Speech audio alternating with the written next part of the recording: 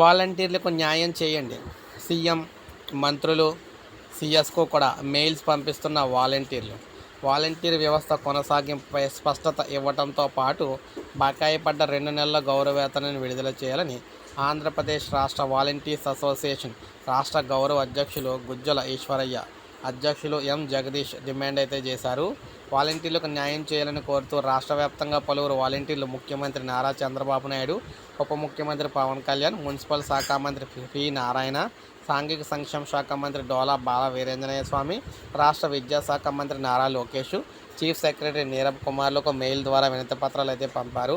ఈ సందర్భంగా యూనియన్ నాయకులు మాట్లాడుతూ వాలంటీర్లకు నెలకు 10,000 రూపాయల గౌరవవేతనం ఇస్తామని, ఉద్యోగ భద్రత కల్పిస్తామని గత ఎన్నికల్లో టీడీపీ నేతలు ఇచ్చిన వాగ్దానాన్ని తక్షణమే అమలు చేయాలని డిమాండ్ చేశారు. 2 నెలలుగా నిలిచిపోయిన జీతాలను తక్షణమే విడుదల చేయాలని కోరడం జరిగింది. ఎన్నికల సమయంలో వాలంటీర్లు చేసిన రాజీనామాలను బలవంతపు రాజీనామాలుగా పరిగణలోకి తీసుకొని తక్షణమే వారిని కూడా విధుల్లోకి తీసుకోవాలన్నారు. తమ సమస్యలను తక్షణమే పరిష్కరించాలని కూడా మెయిల్స్లో కోవడం అయితే జరిగిందనమాట. మరి చూడాలి ప్రభుత్వం ఏం చేస్తుందో. ముఖ్యంగా వారి జీతం కూడా ఇవ్వలేదంటే వారి వైఖరి ఏంటో అర్థమవుతుంది.